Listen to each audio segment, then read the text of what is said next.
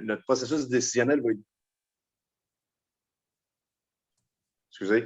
Le processus décisionnel, quand on a des grands projets, ben, ça va être plus facile aussi parce qu'on va avoir déjà un travail de fond qui va avoir été fait et couché sur papier. Alors, le rapport qui est issu qu'on vous présente ce soir, c'est un rapport qui a suivi après des consultations. Donc, on a eu d'ailleurs des sondages, des consultations, puis on a quand même un comité qui a travaillé extrêmement fort avec la firme Stantec. Puis, ça remplace les anciens documents qu'on avait qui dataient des années 98. Là. Alors, c'était vraiment important de se remettre à jour. Puis quand on parle de plan de circulation, là, oui, on va parler des automobiles, mais on va aussi parler des piétons, des cyclistes, des motoneiges. Il fallait intégrer tout ça là-dedans. Et comme je vous dis, ce n'est pas nécessairement couler dans le béton, mais au moins, c'est un outil décisionnel sur le long terme qui va nous permettre. Des fois, on a tendance à on fait un grand projet, on va venir faire un grand changement. Puis à la fin, petit pas à petit pas, ben, il n'y a plus de cohérence au niveau urbanistique. Alors, c'est important là, de toujours se référer, de toujours dire attendons un peu, là. Il me semble que si on veut s'assurer d'arriver dans 10 ans à quelque chose qui se tient, il vaut mieux suivre le plan. Et c'est ça l'objectif là-dedans. Alors, je suis bien content que vous soyez là ce soir, puis bonne présentation. Merci beaucoup. Maintenant, Luce Cardinal, la directrice du service d'aménagement, va dire un mot également d'introduction. Luce? Oui, merci Jean-François. Luce Cardinal, directrice du service de l'urbanisme pour la ville. Je suis aussi pour le plan directeur de circulation et de mobilité active, en quelque sorte la directrice de projet. Donc, on travaille, l'équipe du service de l'urbanisme, avec la firme Stantec depuis maintenant presque 1 an. Pour plusieurs d'entre vous, vous nous avez peut-être suivis au cours de l'année dans différentes consultations. On vous en remercie d'ailleurs. Aujourd'hui, on présente la finalité du plan directeur, les résultats du plan directeur. On a été, M. le maire l'a mentionné, on a été un comité qui a suivi tout au long de l'année les travaux. Je vais les présenter d'ailleurs. Je vais présenter, il y a des membres de l'équipe qui vont aussi intervenir cette soirée. D'abord, il y a ma collègue au service de l'urbanisme, Vanessa Dionne, qui est urbaniste et conseillère en urbanisme pour la ville d'Amos. Donc, on a travaillé avec Stantec à l'écriture de certains chapitres aussi du plan directeur. On a fait le travail conjointement avec la firme. On a aussi Régis Fortin, qui est directeur du service des immobilisations et de l'environnement. Bonsoir. Régis, de même que son collègue Sylvain Lannoy, directeur adjoint du service des immobilisations et de l'environnement. Donc, eux autres ont été là vraiment tout au long pour vérifier. C'est eux autres qui, notamment, sont dans la planification des études des travaux, au niveau des plans, au niveau de la planification des travaux. Donc, tout le côté technique, ils ont été de précieux conseils.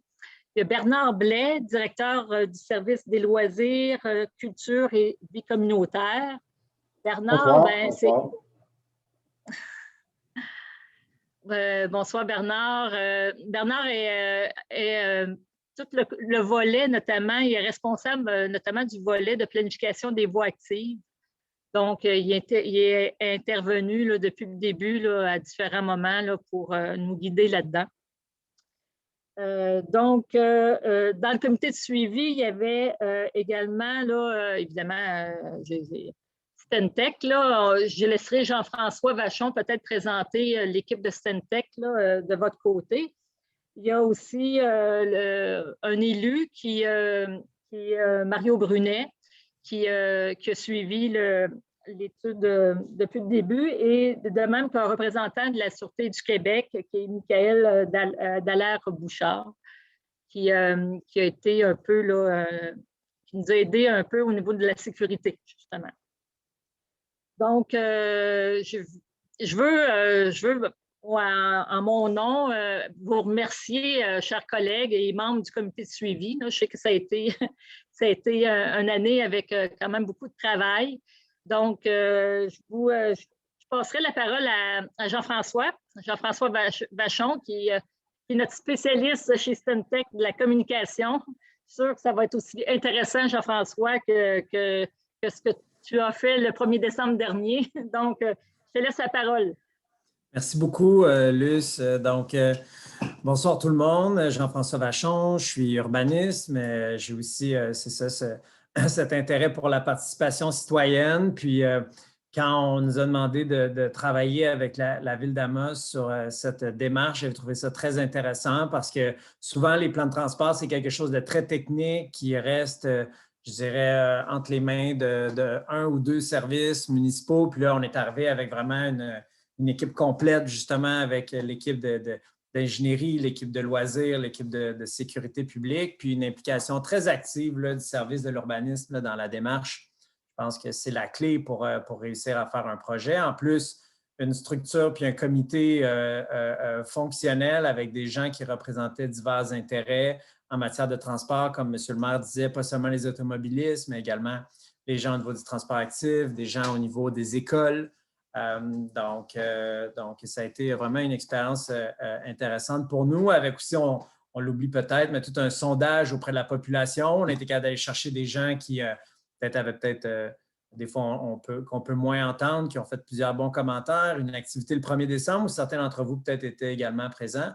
Puis ce soir où on est comme un petit groupe, donc c'est le fun, je suis content, vous allez avoir la chance si vous avez envie de parler. Pour ceux qui sont moins familiers avec la plateforme Zoom, là, si vous bougez un peu votre souris, vous allez voir qu'il y a une barre qui apparaît en bas. Puis que vous avez la chance de toucher à une petite bulle, ça écrit chat. Donc, ce n'est pas un chat, c'est vraiment pour discuter. Donc, vous pouvez cliquer là-dessus puis faire des commentaires comme la dernière fois si vous avez des questions. Puis, Claudia Paré, qui est urbaniste, qui va m'accompagner ce soir, va pouvoir me lire vos questions au fur et à mesure. Il va y avoir des périodes aussi, si vous voulez parler, la possibilité de lever sa main. Donc, vous pouvez également lever votre main. Donc, si vous cliquez sur participant, vous allez voir au niveau là, vous allez voir les noms apparaître, puis vous allez être en mesure là, de lever votre main. Donc, ça va vous permettre ça, de nous poser des questions. On va avoir des périodes pour des périodes de questions. Vous pourrez alors à ce moment-là allumer votre caméra puis allumer votre micro. Sinon, on vous demanderait là, évidemment de peut-être fermer votre micro, fermer votre caméra pendant la présentation pour ceux peut-être qui ont une bande passante un peu moins performante. On est aussi, bon, là, je vous dis deux urbanistes, peut-être que vous dites, bon, c'est vraiment technique. Ce plan-là, inquiétez-vous pas, on a Conrad Jones de chez Stantec, qui est un vrai spécialiste là, en transport, un ingénieur qui était vraiment chargé de projet. Nous, on est juste là pour travailler sur la communication, l'implication citoyenne, mais c'est lui puis l'ensemble de l'équipe de transport de chez Stantec là, qui ont monté le plan. Donc, sur ça, je vais vous partager mon écran.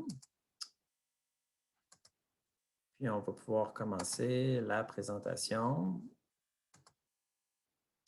Attention, donc, mode plein écran ici.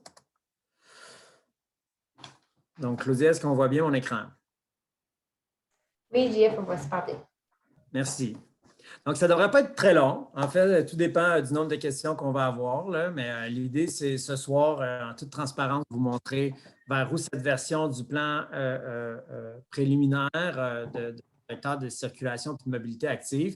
Ce plan, on dit préliminaire parce que là, présentement, il a été envoyé aux différents partenaires pour leur permettre de commenter.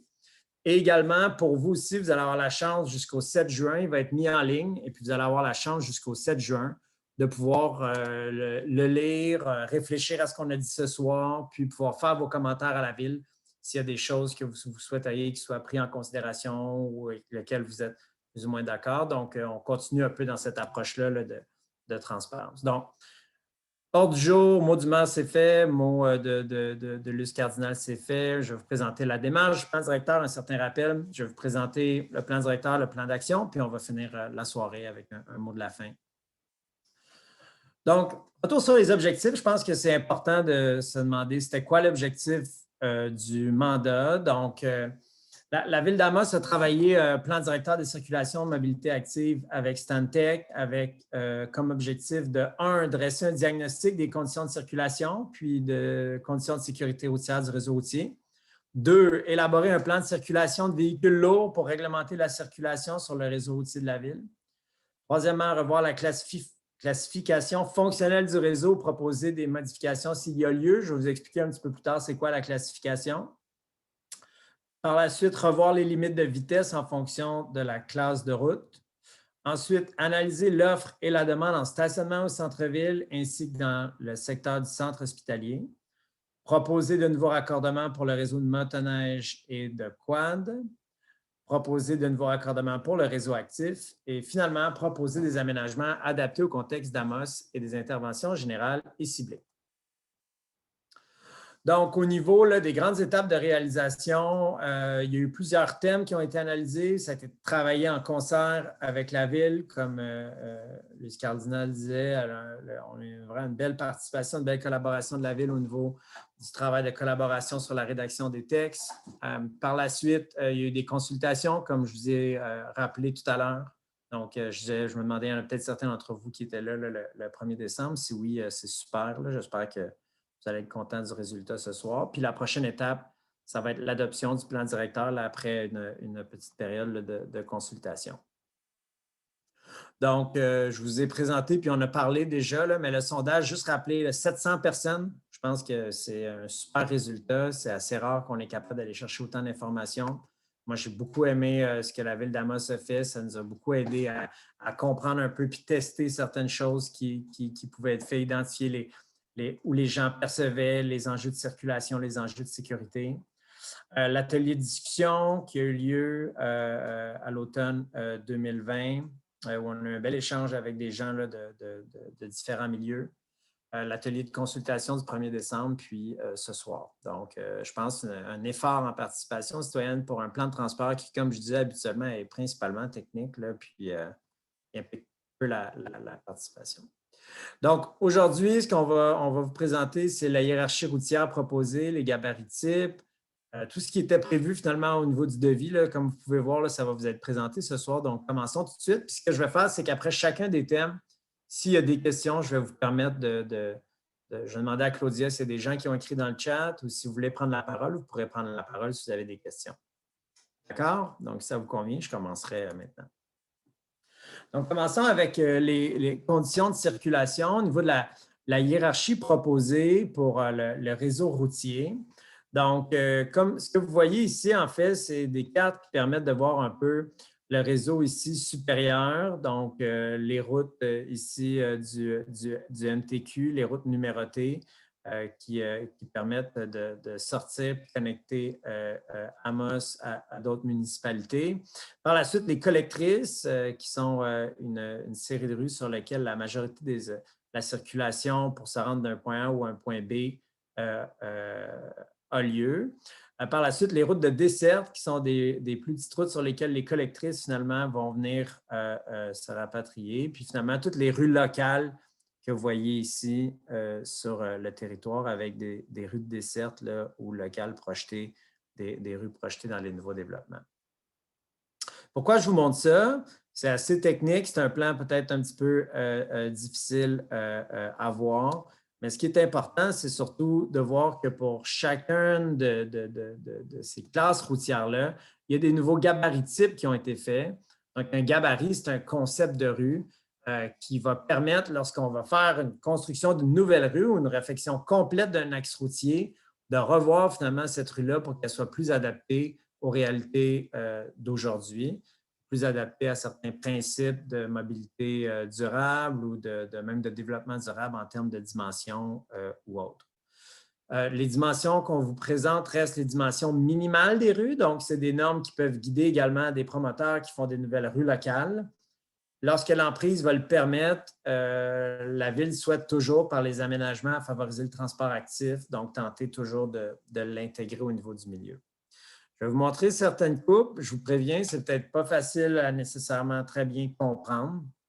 Je pense que l'idée, c'est juste de vous permettre de visualiser qu'on avait des coupes, comme M. le maire disait, qui dataient de 98, puis on est venu réactualiser un peu ces coupes-là pour se permettre finalement de réduire à certains endroits, comme si c'est pour les rues locales en milieu rural, où on arrive avec 2 voies de circulation, donc une rue qui va être relativement plus étroite à 6,2 mètres, avec un fossé plus un accotement pavé ici de 1,2 mètres ici, donc de la végétation additionnelle au niveau des rues.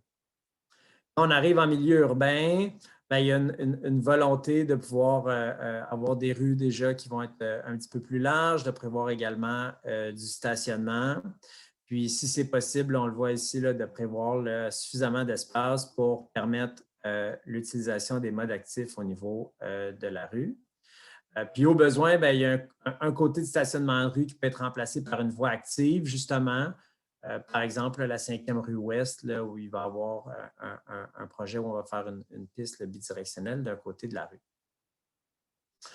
On continue avec d'autres gabarits. Donc, ici, par exemple, si on a la rue des Pins ou la rue du Carrefour, qui sont vues comme des rues de desserte, on a encore des voies de circulation un peu plus larges, là, à 3,5 mètres. On a ici du stationnement avec un aire de transition, avec une piste multifonctionnelle qui, elle, viendrait être isolée là, par un terre-plein ici. Donc, voilà, il va falloir qu'on a une rue de desserte qui a minimalement au moins un aménagement qui est dédié au mode actif. Donc, Amos continue. On sait que vous êtes des gens qui, même si habituellement on va penser, on va s'imaginer des villes qui sont, que les gens sont plutôt en voiture. On sait qu'à Amos, les gens utilisent beaucoup la mobilité active. Les enfants utilisent la mobilité active également pour aller à l'école. Donc, c'est la volonté de la ville à pousser encore plus loin à ce niveau-là. Puis en plus, bien, l'idée, lorsque l'emprise va le permettre, ça va être tenter de planter de la végétation là, pour rendre les rues encore plus conviviales. Les rues collectrices, donc par exemple la 4e avenue Est, la rue de la Ricana, c'est sûr qu'on tombe dans un autre niveau en termes de dimension de rue. Donc, ici, on avait 17,5 mètres d'emprise, on passe à 19 mètres. Donc, il va y avoir dans ce cas-ci non seulement une piste cyclable, mais également ce qu'on souhaite, c'est avoir un trottoir. Donc, un trottoir d'un côté, une piste multifonctionnelle de l'autre. Puis, la piste va être encore, elle, séparée par une aire de transition. On veut prévoir du stationnement sur rue également. Puis, encore une fois, lorsque c'est possible, prévoir de la végétation. Donc, voilà, ça présente ça, la question un peu, je dirais, des gabarits au niveau des conditions de circulation. Si je continue, il y a un point important qui avait été discuté lors de la soirée de consultation du 1er décembre. Là, vous vous rappelez, ceux qui étaient là, on a fait des petits sondages comme ça qui présentaient ou qui permettaient aux gens de voir un peu qu'est-ce qui est souhaité. Puis finalement, au niveau de la 1re avenue, on avait demandé au niveau des feux de circulation, est-ce qu'on devrait favoriser le piéton ou la fluidité de la circulation automobile? Puis on avait vu que le piéton était sorti comme la réponse principale, l'automobiliste était sorti 2e. Mais par contre, c'était un point qui, je dirais, avait quand même, on peut dire, pas l'unanimité. Donc, au niveau de l'optimisation de la gestion des feux, le but, c'était de l'optimiser, donc améliorer les conditions routières tout en s'assurant de la sécurité des piétons. Puis ce que je vous propose, en fait, c'est, Régis, si c'est possible pour vous de venir expliquer un peu ce qui est prévu là, à court terme, puis par la suite, là, je pense que ça va intéresser les gens qui participent ce soir. Oui, bien en fait, à court terme, nous, on avait consulté les membres du conseil sur ce volet-là et il y a une décision qui est quand même assez importante qui a été prise. Donc, bien que c'était suggéré peut-être d'en venir à un mode semi-protégé, la décision qui a été prise, c'est de conserver les intersections de la 1re avenue qui concernent vraiment le centre-ville de façon pleinement protégée. Donc, les piétons auront quand même une séquence où ils pourront traverser sans problème et que les mouvements automobiles seront interdits. Ce qu'on fait à court terme présentement, là, la firme qui nous accompagne dans dans la gestion des feux et la programmation des feux était ici même aujourd'hui. Donc, sans entrer dans tous les détails techniques, nous, on a modifié des temps, notamment au niveau des traverses piétonnières, là, que le temps était peut-être surestimé. Donc, on a diminué certains temps pour la traverse des piétons, mais aussi on a rajouté pour la circulation automobile, on a rajouté du temps dans certains axes. Puis on en a diminué dans d'autres axes aussi où ce n'était peut-être pas nécessaire d'avoir autant de temps. Donc, c'est des modifications qui vont être qui sont testées présentement, je vous dirais. Là, la firme était ici aujourd'hui et a modifié les programmations des feux. Donc, ils sont ici aussi demain voir comment ça se comporte au niveau circulation et même au niveau piétonnier. Et sans aussi rentrer trop dans les détails, là, nous, on avait une synchronicité entre les trois feux là, de l'intersection du pont et de la première rue et de la principale nord. Donc, ça aussi, ça a été un petit peu scindé en deux. Donc, celui du pont va être géré de façon indépendante et les deux autres vont quand même rester dans une certaine forme de synchronicité, mais ce ne sera pas géré normalement avec celui aussi du pont, là. Donc, c'est des petites modifications, nous, qu'on apporte dans un premier temps. Il y aura probablement une période d'évaluation et entre guillemets, de rodage, voir comment ça améliore la situation, en fait. Et on espère que ces changements-là vont autant satisfaire peut-être les piétons de conserver un mode protégé, mais aussi au niveau de la circulation automobile aussi, que ça faisait quand même pas nécessairement l'unanimité. Donc, on va tester cette nouvelle programmation-là dans les prochains jours, semaines, peut-être mois, voir si on la conserve de façon permanente. Sinon, bien, on va peut-être revoir notre façon de faire et peut-être là, tomber dans la suggestion qui était faite de peut-être d'y aller avec un semi-protégé. Mais pour l'instant, la décision avait été quand même de conserver un mode protégé pour ces sections-là de notre première année. La raison derrière ça, c'est que ça protège, on assume que ça protège mieux le piéton, hein? C'est ça un peu l'idée? Oui, tout à fait, exactement. Historiquement, on avait quand même quelques incidents au centre-ville avec les piétons. Donc, il y a eu des accidents qui impliquaient les piétons. Donc, je pense qu'il y avait une volonté qui est toujours là d'assurer une très bonne sécurité au niveau des piétons, des personnes à mobilité réduite. Donc, durant le temps que les piétons traversent, durant toute la séquence, bien, il n'y a aucun mouvement de véhicule. Donc, on s'assure que vraiment nos piétons et nos personnes à mobilité réduite sont protégés. Merci beaucoup, Régis. En plus de la première avenue, là, il y a 4 autres sites qui ont fait l'objet d'analyse de leurs conditions de circulation puis qui vont faire l'objet. Moi, Jeff, je ne vais pas te couper. Oui. C'est juste qu'il y a une question dans le chat qui est arrivée qui est en lien là, avec ce qui vient d'être dit. Là. En fait, la question, c'est Oui. Est-ce que la séquence aurait toujours un passage piéton, même quand il n'y a pas de piéton? Donc, je pense que ce qu'on demande, c'est est-ce qu'il y a comme une lumière, est-ce qu'il y a un bouton en fait là, qui permet de demander pour la priorité piéton ou pas? Non, je pense en fait, les boutons poussoirs vont toujours être en fonction. Donc, oui, ce principe-là va demeurer. Encore là, je ne veux pas trop y aller dans le volet technique, mais quand on parlait de synchronicité tout à l'heure, en fait, initialement, comment c'était programmé, c'était que peu importe l'intersection, quand une personne activait un bouton poussoir, les 3 intersections devenaient arrêtées, en guillemets, et permettaient aux piétons de traverser. Donc, bien souvent, les gens qui étaient arrêtés à un feu, entre autres à la principale, et ne voyaient pas de piétons, bien, disaient le feu, il y a une séquence de piétons, même si ce n'est pas activé, mais ce n'était pas toujours le cas parce qu'ils ne voyaient pas nécessairement ce qui se passait à l'intersection du pont au niveau du boulevard Mercier. Donc, comme je disais tantôt, ça ne sera plus nécessairement le cas, mais les boutons poussoirs vont être toujours en fonction.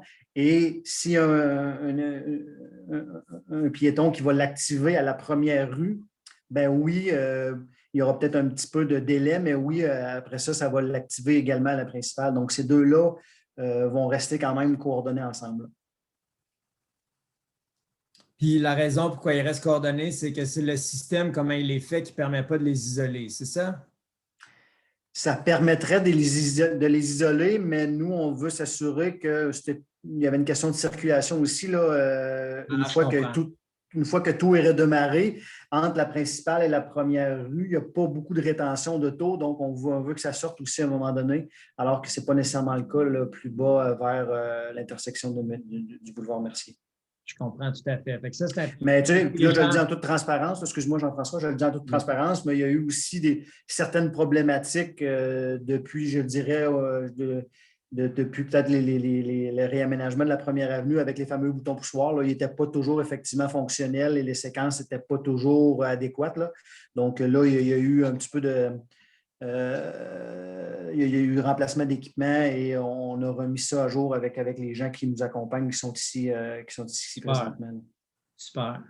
C'est intéressant, je trouve, parce que des fois, les gens ils voient quelque chose, puis là, ils disent ça n'a pas de bon sens, mais finalement, c'est que tout ça, toutes ces programmations-là de feu, hein, c'est fait, il y a des simulations qui sont faites, puis on sait que si on ne les time pas, bien, ça peut causer des problèmes plus loin au niveau du trafic, puis de la circulation, puis causer une accumulation à des mauvais endroits. Donc, ouais, merci pour l'explication. Je pense que c'est important de le comprendre. Claudia, est-ce qu'il y avait un autre point en lien avec ça qui est apparu pendant que… Non, puis je pense que ça répond bien à la question. Merci beaucoup. Merci. Donc, c'est ça. Donc, on voit ici là, les autres endroits qui ont fait l'objet d'analyse de circulation puis qui vont faire l'objet d'intervention. Donc, la 12e avenue Est avec la 4e rue Est, la première rue Ouest avec la 4e rue Ouest, la première avenue Ouest avec la rue de la Ricana, puis finalement la 5e avenue Ouest avec la rue de la Ricana.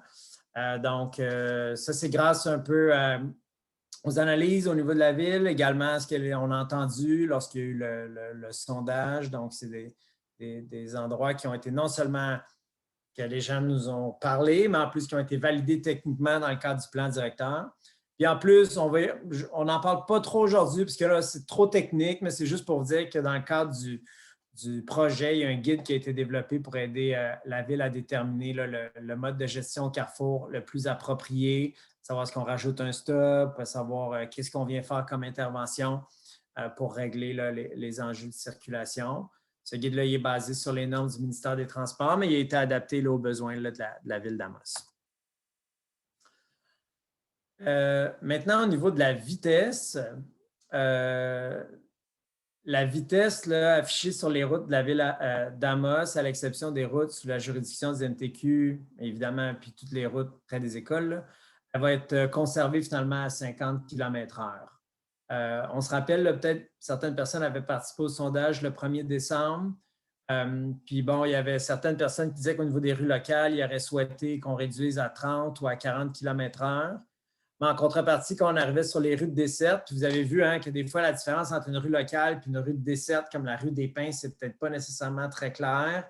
Puis vu que les rues sont très larges à Amos, là, on voyait que quand on tombait dans les rues de desserte, les gens ils souhaitaient principalement qu'on conserve à 50 km/h. Donc, pour cette raison-là, la Ville a préféré garder pour l'instant le statu quo. Par contre, ce qui est prévu, c'est de mettre plutôt en place des mesures de modération à des endroits précis sur le réseau routier de la Ville. Je vais vous montrer des exemples. Puis pour identifier où est-ce qu'on va le faire, bien, on a comme décidé la Ville d'Amos s'est dit qu'elle allait se pencher sur les endroits les plus problématiques. Donc, les endroits où on a des problèmes vraiment de vitesse mesurée. Donc, on le voit ici là, au niveau là, de la rue de la Ricana, ici au niveau là, de la rue Bellevue, au niveau de la rue des Buissons, de la 4e rue Est, de la 4e avenue Est, puis de la première rue Est Précieux-Sang. Surtout, je dirais à Ricana, puis dans le chemin du Précieux-Sang, là, où finalement, ce qu'on appelle le 85e centile, qui est finalement la vitesse à laquelle, en circulation, les ingénieurs, moi j'ai appris ça cette année, ils n'utilisent pas la vitesse moyenne, ils vont plutôt utiliser le 85e centile. Fait que ça, c'est 85% des gens vont rouler à cette vitesse-là. Donc, ça nous permet finalement de savoir la moyenne de vitesse qu'on roule sur une rue. Donc, on voit là, que sur la rue de la Ricana, on est plutôt autour de 63 km/h, puis également même chose sur Précieux-Sang. Donc, là, ça, ce que ça veut dire, ce qui est en fait, en transport, la philosophie, c'est que si la rue est assez large, les gens vont continuer à rouler à cette vitesse-là. Donc, ce qu'il faut faire, il faut mettre en place des mesures de modération des vitesses qui vont aider quasiment plus que seulement de réduire avec des panneaux. Il faut en plus un policier pour faire les contrôles, etc. Donc, il y a différentes mesures qui vont pouvoir être évaluées en fonction, au cas par cas, en fonction des analyses. que ce soit un dos d'âne allongé, comme vous voyez ici, ce qui réduit la vitesse là, à 15-30 km/h quand on s'y rapproche. Des passages piétons surélevés. Dans le sondage, là, on parlait d'endroits où on doit passer souvent en piéton pour accéder à l'école. Donc, ça, c'est intéressant. On combine non seulement dos d'âne, mais également un passage piéton surélevé. Des portails d'entrée, qu'on arrive dans des secteurs où on vient réduire finalement la chaussée, ce qui fait en sorte qu'il y a une transition de vitesse. Donc, par exemple, pour la première rue Est et puis la 4e avenue Est, c'est le genre de choses qui nous permettraient de venir calmer la vitesse qu'on arrive dans certains secteurs. On peut faire des rétrécissements ponctuels à mi-tronçon. On peut venir aménager un îlot central comme ça qui permet également de faire en sorte que l'automobiliste qui voit sa piste de course la voit un peu déviée puis ça l'amène logiquement à ralentir sans même qu'on ait besoin de mettre à notre vitesse. C'est l'été, il y en a peut-être comme vous qui ont voulu faire une petite diète pour entrer dans votre maillot de bain. Bien, saviez-vous qu'il y a aussi ce qu'on appelle la diète routière, qui est finalement un travail de marquage au sol comme ça pour réduire encore une fois l'effet de la chaussée. Donc, même si la voie reste aussi large, les bandes font en sorte que l'automobiliste a envie de rouler moins vite. Il y a des panneaux de signalisation pour ralentir la vitesse. Puis des panneaux de signalétique, là, on le voit ici, là, c'est comme, ici, comme ça, comme si on vous demandait si vous étiez un robot, à 47 km/h, là, qui peuvent aussi, là, à des endroits où il y a une fluidité, juste rappeler aux gens qui dépassent peut-être la vitesse. Donc, est-ce qu'il y a des questions sur la question de la vitesse, Claudia, qui ont apparu pendant qu'on présentait? Oui, il y a Pierre Deshaies qui dit le 85e percentile, ce n'est pas la vitesse des 15% qui roulent le plus vite. Pour isoler ceux qui roulent plus vite de la moyenne des conducteurs. Oh, tu te fais challenger sur ta, sur ta compréhension. Conrad, peut-être? Conrad? Oui. Pour le 85e centile, c'est la vitesse au-dessus de laquelle 15% des conducteurs rouleraient plus vite. Donc, c'est ça, c'est une mesure qu'on utilise juste pour évaluer s'il y a un problème d'excès de vitesse ou non. Donc, plutôt que la vitesse moyenne qui a tendance à modérer les valeurs. Donc, on va aller chercher 85e centile pour voir si, la vitesse pratiquée, pour savoir si la vitesse pratiquée est vraiment au-dessus de la vitesse affichée ou non. Ça veut dire que 85% des gens roulent sous cette vitesse-là, c'est ça? Oui. Puis ce qu'on voudrait avec la vitesse affichée, c'est que 85% des gens roulent à la vitesse affichée, autour de la vitesse affichée. Mais quand on arrive avec un 85e percentile qui est au-dessus de la vitesse affichée, c'est là qu'on peut détecter qu'il y a un problème d'excès de vitesse. Et puis si on a la vitesse affichée, la vitesse moyenne la vitesse moyenne et la vitesse de 85e percentile qui est au-dessus de la vitesse affichée, ça confirme vraiment qu'il y a en fait, ça voudrait dire que l'aménagement routier favorise les vitesses élevées. Bon, ben en tout cas, si vous êtes comme moi, c'est peut-être pas super évident à comprendre, c'est des termes techniques, mais grosso modo, ce que ça veut dire, c'est que c'est un bon indicateur pour savoir que c'est des rues prioritaires où travailler. Donc, c'est comme ça qu'on a voulu utiliser ça pour identifier les endroits où il y aurait des réflexions prioritaires qui seraient faites pour trouver des façons de réduire la vitesse. Est-ce qu'il y a un autre? Claudia? Oui, c'est ça exactement. Il y a quelques questions. En fait, il y a Jessica qui a une question. Jessica, vous pouvez ouvrir votre micro et votre caméra. On va pouvoir vous écouter. En fait, je ne sais pas, est-ce que vous m'entendez? C'est Patrick, là, le conjoint de Jessica. Là. Bonjour Patrick, on t'entend très bien. OK, parfait.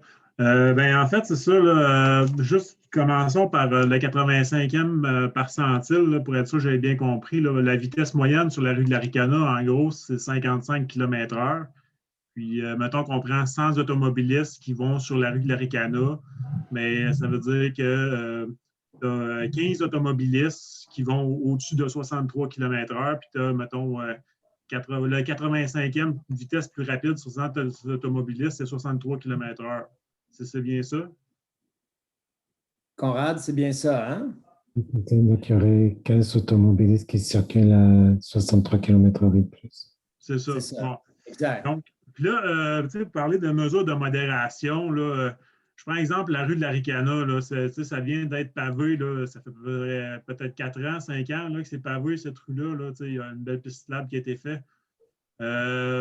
Moi, je suis en faveur pour l'utiliser à tous les jours, la piste cyclable, je suis en faveur d'une réduction de vitesse où je trouve ça bien aussi, là, des mesures de modération que vous amenez, mais je me dis, je me questionne. C'est sûr que c'est encore mieux que de payer un policier, mettre des mesures de modération, mais j'ai hâte de voir comment ça va être accepté. Là.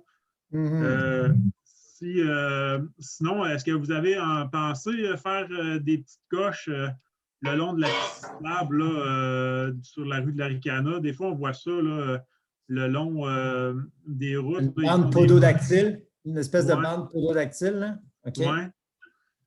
Moi, je trouve que ça serait quand même une bonne idée. Puis aussi, aux intersections, là, mettons, pour traverser, moi, je traverse à tous les jours, mettons, à l'intersection sur la rue de l'Arcana avec mes 2 enfants, puis je ne suis pas capable de traverser. Là. Il y a tout le temps des automobilistes qui passent. À quelle intersection, vous me dites, Patrick? Ben, les deux intersections pour entrer dans le parc des maisons mobiles, là, quand on est dans les heures de circulation, là, on est tout le temps en train d'attendre. On peut attendre 5 minutes là, avant qu'il n'y ait plus d'auto qui passe. Là. OK. Ça, c'est à l'entrée du parc des maisons mobiles sur la rue de l'Aricana. Fait que je pense que c'est la rue Aiguebelle, puis l'autre rue, je ne me souviens plus, là, c'est quoi son nom. Là. Mais pour moi, c'est un problème. Mais si vous aviez à réduire la vitesse sur la Ricana, vous souhaiteriez qu'elle soit réduite à combien? Bien, parce que le problème, c'est que le monde, il ne roule pas 50. S'il roule, moi, on les voit, les panneaux, il y en a 3 qui sont affichés, là, puis tu es en vélo, puis tu le vois, là, ça roule 65, tu en vois passer des fois à 70, puis ils ne ralentissent pas avec le panneau. Là. C'est sûr, quand tu es en vélo, c'est insultant de voir ça. Là. Surtout quand tu es avec un petit mousse. Là. Je comprends. Mais c'est ça. Vous êtes entendu, puis ça va, la Ville va pouvoir évaluer. Là. Comme je disais, la volonté de la Ville, c'est de... Puis c'est vrai, puis le MTQ, là, disons, si on demande au MTQ, là, au ministère des Transports, de réduire la vitesse, il ne veut jamais la réduire si les conditions, surtout la Ricana, ce que je comprends, c'est qu'il y a la rivière d'un côté, fait que si l'angle où la visibilité est grande, les automobilistes là-dessus souvent roulent plus vite. Donc, il faut réduire leur champ visuel pour qu'ils aient envie de rouler plus vite, parce que même si on met des panneaux à 40, vous le dites, là, ils roulent à 63, puis c'est 50 la limite. Oui. La réalité, c'est que la rue de la Ricana, les gens, ils s'en servent pour sortir de la ville rapidement. Au lieu de prendre la route 109 en passant sur l'intersection à côté du AW, ils tournent sur la rue de la Ricana, puis ils s'en vont chercher leur résidence là, le long du chemin Lemerise, Saint-Félix, Saint-Dominique. Ça leur raccourcit quand même beaucoup, là, cette rue-là. C'est comme vraiment un raccourci en termes de temps pour eux. Puis, ben, ils n'en ont pas suffisamment. Fait qu'il y en a quelques-uns là-dedans qui exagèrent, puis que ça dépasse les limites de vitesse, puis ça devient quelque chose de dangereux, particulièrement pour les enfants. Merci beaucoup, Patrick. C'est bien noté. J'en profiterai peut-être pour poser une autre question qui est par rapport aux pistes cyclables et au stationnement. C'est un bon moment ou vous aimez mieux j'attendre à la fin? Non, on va avoir une période où on va parler des pistes cyclables, puis une autre sur le stationnement aussi. Bien, ça serait mieux plus tard? Oui, quand on va parler de ces sujets-là, revenez. Bon, ben, parfait. OK, à tantôt. OK, tantôt. Il y a 2 autres questions dans le chat, Jean-François. Il y a Gabi qui demande, avez-vous prévu quelque chose pour ralentir le trafic au coin de la rue des Pins et la 4e rue Est? Même les autobus scolaires roulent trop vite lorsqu'ils descendent de la 4e rue Est en venant du nord. Luce? Je pense que Régis... Régis a levé la main. Oui, Régis? Spécifiquement, là, je vais essayer de répondre peut-être brièvement aux deux questions. Pour la première de M. Patrick. On l'a vu, puis on va le voir aussi dans le plan d'action. Moi non plus, je ne veux pas devancer certains dossiers ou certains points, mais Tu l'as bien mentionné, Jean-François, il y a eu peut-être une décision de prix de ne pas nécessairement systématiquement abaisser la limite de vitesse. Là. On voit que dans certains secteurs, oui, il y a peut-être des petits problèmes de circulation à une plus grande vitesse. Mais on va le voir dans le plan d'action, ce n'est pas qu'on va fermer les yeux et qu'on ne fait plus rien. Là. Les aménagements proposés, ça ne va pas dire que ça va tout être ça, mais on sait au moins avec les données qui ont été prises qu'il y a certaines petites problématiques par secteur. Donc, on va attaquer ces problématiques-là une à une, probablement dans le plan d'action et au fil du temps à court et moyen terme. On va le voir tantôt. Là. Donc, on prend très bien les commentaires de M. Patrick. Là. Les bandes rugueuses de mémoire, je pense qu'on n'en a pas du tout sur notre territoire. Est-ce que ça serait une façon de l'expérimenter? Peut-être aussi. Et pour les traverses piétonnes, bien, on va voir au niveau comment ça va bouger aussi. Là. Ça va voler des punchs, mais il y a quand même peut-être un nouveau parc qui va s'aménager dans le coin justement de la rue Aiguebelle ou un petit peu avant, entre la Aiguebelle et la 9e avenue, là, je pense qu'on cherchait tout à l'heure. Donc, il y aura peut-être certaines choses aussi de fait dans ce cadre-là. Il y a une construction assez importante aussi qui s'en vient dans ce secteur-là. Là. Dans ce secteur-là, Aricana et Gabelle et tout ça, il y aura probablement des ajustements qui seront faits. Et pour la question de Mme Gaby, si on fait référence là, vraiment à l'extrémité de la 4e rue Est et la rue des Pins, bien évidemment, c'est un secteur un peu spécial, entre guillemets. Là, c'est la sortie des autobus pour le transport scolaire, tout ça. Il y a déjà une traverse piétonnière. Est-ce que c'est une question de vitesse ou de perception? Là, parce que c'est dans une pente, une côte. Fait que ça, on va le prendre en note aussi, mais il y a déjà quand même une traverse piétonnière là. Donc, au niveau de la vitesse, je ne croirais pas que c'est peut-être réellement, sans mettre en doute Mme Gaby, là, mais en termes de vitesse, ça serait quand même assez surprenant peut-être que ça roule vite. La perception est peut-être en sorte que ça roule vite. Mais il faudrait voir, là, on est équipé aussi pour refaire des vérifications au niveau de nos équipements. On a une machine qui sert à capter les vitesses et tout ça. Donc, on pourrait aussi aller faire ces vérifications. Oui, Gaby, vous êtes là, Je reste en face, moi, puis je vois que des fois, ils vont beaucoup trop vite. Oui. Je les vois passer. Les enfants sont obligés d'arrêter parce que les autres n'arrêtent pas. Ben oui, je comprends. Avant qu'il y en ait un qui se fasse écraser, là, c'est mieux parler. Oui, vous avez bien raison, Mme Gaby. Et cette intersection-là, en effet, on a à l'écran les relevés de vitesse sur la 4e avenue Est. Ça a été pris justement juste un peu avant cette intersection-là. OK. Donc, on voit qu'il y a un 85e centile à 56 km/h dans la période où on l'a pris. Je crois que les relevés de vitesse ont été faits l'été dernier, là, au début de juillet dernier. Donc, pour répondre à la question de Madame, ça veut dire qu'elle fait partie des rues sur lesquelles on va pouvoir travailler, vu qu'on voit qu'on dépasse le 4e. Okay. Donc, c'est une bonne nouvelle. C'est ça. Donc, parce que même l'hiver, là, ils vont trop vite. Ils ne sont pas capables d'arrêter.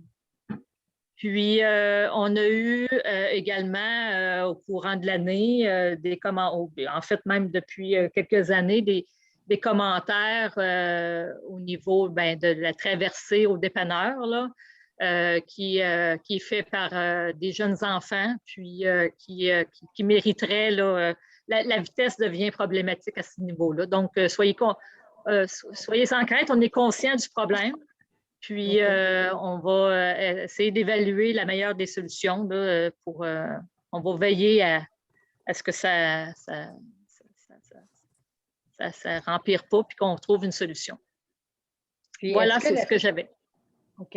Est-ce que la piste cyclable qui s'en vient sur la 4e rue, puis qui traverse du côté nord de la rue des Pins, au lieu de tourner sur le côté sud de la rue des Pins, ce serait plus logique? Est-ce qu'elle va être restée comme ça? Il n'est pas prévu de la changer. Est-ce que ça pourrait être revu dans l'analyse complète? J'aimerais ça, Luc, on peut-tu revenir sur ce point-là tantôt quand on va parler Tout à fait, Jean-François. Okay. Gardez votre question, Mme Gaby. Ouais. OK. Parce que je veux juste être sûr que, pour pas que quelqu'un attende pour parler de vélo, puis là, on va en parler tout à l'heure, mais gardez votre question, on va y revenir tout à l'heure. C'est bien. Merci, madame. Merci, Luce. Merci, Régis. Claudia, il y avait une autre question, tu m'as dit? Oui, il y a encore une autre question. En fait, c'est Simon qui se demande s'il existe une longueur maximale pour une rue dite locale sans qu'il y ait une forme d'arrêt. Par exemple, devrions-nous voir des panneaux stop lorsque la rue atteint une certaine longueur pour forcer un ralentissement des automobilistes, un peu comme un dos dans le frais, peut-être? Je vais laisser Conrad répondre, mais a priori, j'aurais pensé que c'est justement à ça un peu que le guide qui a été conçu va servir, là, c'est de pouvoir évaluer où il y a des intersections qu'on juge problématiques, si oui ou non un panneau d'arrêt est nécessaire.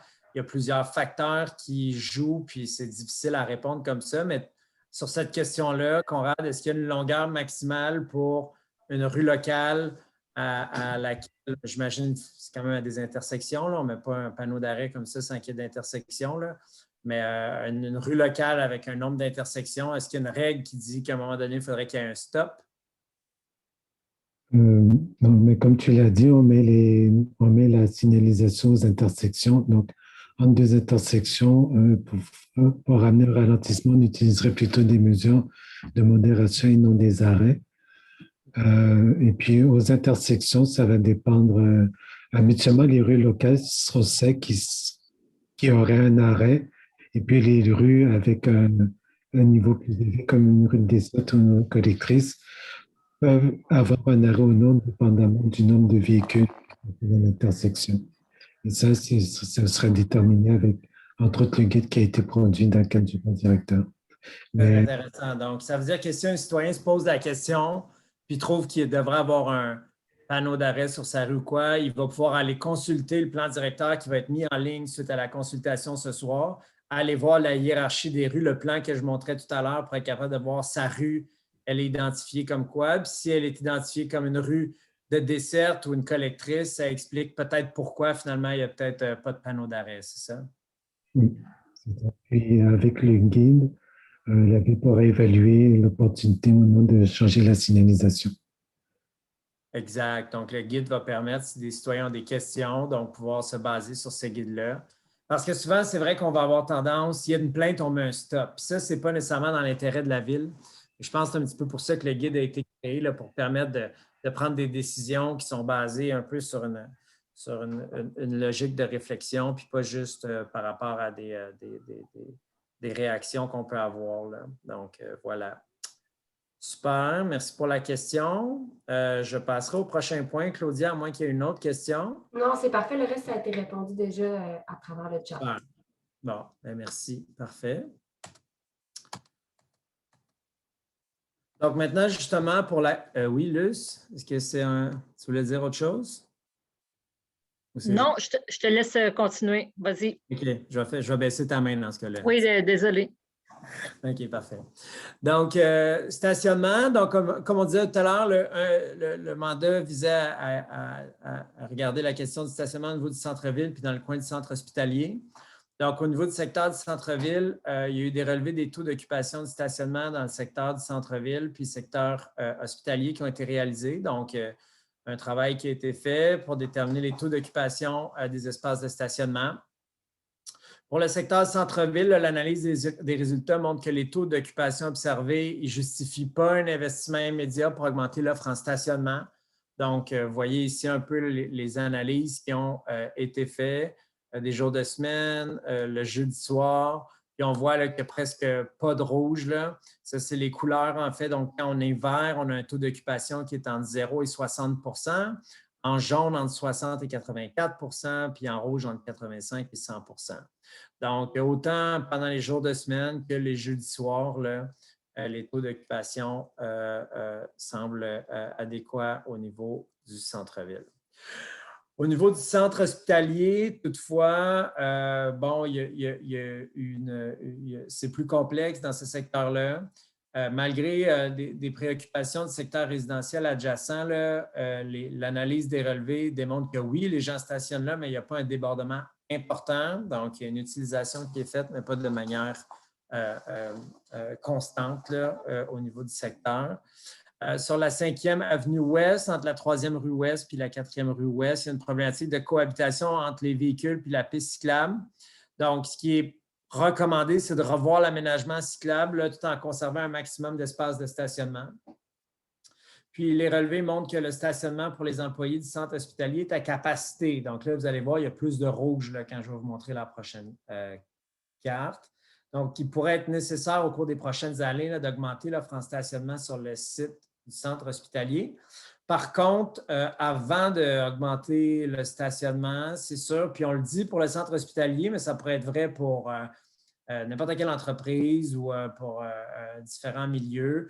Donc, ce serait de travailler peut-être les employés à voir un peu là, leurs habitudes puis leurs déplacements par soit un réseau de voies actives efficace qui donne envie d'aller travailler à pied ou à vélo, en faisant la promotion du covoiturage ou en ayant un processus collaboratif avec les employeurs du secteur pour qu'il y ait des aménagements pour les vélos, des vestiaires pour les employés, etc. Donc, avant juste de dire on manque de stationnement, on en construit d'autres, tenter d'aller dans une pratique là, plus durable pour l'environnement à ce niveau-là.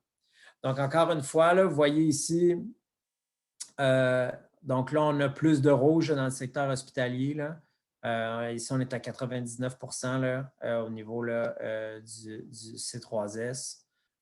Puis ici, on a un taux d'occupation moyen. Donc, voilà pour la question du stationnement. J'ai vu qu'il y avait une main levée. Jessica, on vous écoute. Oui, c'est encore Patrick. Là. Mais je peux peut-être te laisser finir, Jean-François. Mais ma question tantôt, c'était par rapport à ce secteur-là, là, sur la piste cyclable. Non, vas-y. Mais c'est ça, là, moi, je trouve que c'est une des places les plus dangereuses en ville. Là. Le fait qu'il y a une piste cyclable entre la rue puis le stationnement, je trouve que c'est vraiment dangereux, surtout que c'est des... mettons, quand on est au début mai, là, juste un peu après l'ouverture des pistes cyclables, les automobilistes ne savent plus s'il faut qu'ils se stationnent à 45 ou en parallèle. Moi, je pense que dans la planification de la ville, je pense que ça serait vraiment, vraiment important que tu ailles la rue, le stationnement, puis le plus à l'extérieur possible, les pistes cyclables. Pas aller passer les pistes cyclables entre un stationnement puis la rue, parce que c'est là qu'il risque le plus d'avoir des collisions avec des portes qui se trouvent, des enfants que les automobilistes ils font leur possible, mais ils veulent reculer, puis là, ils ne voient pas l'enfant qui s'en vienne. Moi, je trouve que c'est ça qui est plus dangereux là, quand on va placer une piste cyclable entre un stationnement puis la rue. C'est le cas, justement, dans cet endroit-là. Mettons, comme la nouvelle bande cyclable, là, que la ville a ouverte dernièrement, là, le long, je ne me souviens plus c'est quoi le nom de cette artère-là, mais quand on parle du concessionnaire Thibault Automobile, la petite boutique, cette rue-là, là, ça se trouve à être très bien là, parce que justement, la piste là, ben, entre le trottoir puis la rue, là, puis les stationnements sont vers l'extérieur. Pour la principale nord. Principale, principale sud, moi, c'est sûr. Régis, je pense que vous vouliez... Régis? Oui, en fait, petite précision, là, je pense que ça va directement dans le commentaire de Patrick. On avait beaucoup de commentaires fait que ce secteur-là était vraiment dangereux là, en termes de voies actives. Donc, nous, c'est des travaux qui sont prévus quand même assez à court terme. Là. On est présentement en processus où on le sera dans les prochains jours d'appel d'offres pour la réalisation de ces travaux-là. Donc, on parle d'une voie active qui sera protégée par une bordure, donc qui est surélevée et protégée par une bordure. Donc, les automobilistes, il n'y aura plus de conflit avec le stationnement ou quelque chose. Là. Donc, c'est inaccessible au niveau des automobilistes. Donc, elle sera du côté que la piste cyclable est déjà là, du côté nord de la rue de l'Aricana jusqu'à la 5e rue ouest. Donc, qui sera surélevé et protégé par une bordure. Ça, c'est prévu pour cette année? Oui. À l'image, peut-être que des gens qui connaissent un petit peu le réseau cyclable, on a la même chose sur la 10e avenue ouest qu'on a réalisée l'année dernière, je pense bien. Et on va aussi en faire une sur la rue des Métiers. Donc, ça fait partie des améliorations qui seront faites là, dans certains secteurs. Donc, Patrick, est-ce que ça répond à votre question? Oui, merci beaucoup. Mais c'est surtout aussi de retenir que quand, mettons, vous décidez de faire des bandes cyclables, c'est juste de vraiment placer la bande cyclable le plus possible vers l'extérieur de la route parce que c'est là que ça crée le plus de conflits, je pense. Là. Donc, mais oui, merci. Ça répond très bien à ma question. Super.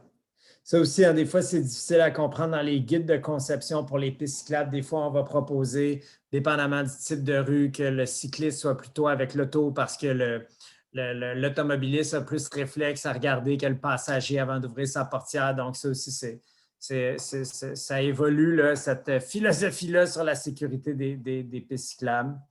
Mais super. Merci Régis. Là, je trouve ça le fun. C'est comme jamais vu un plan directeur être mis en œuvre aussi rapidement. Là. Il n'est pas encore adopté, qu'il y a des actions qui sont prises. Fait que c'est ça qu'on souhaite.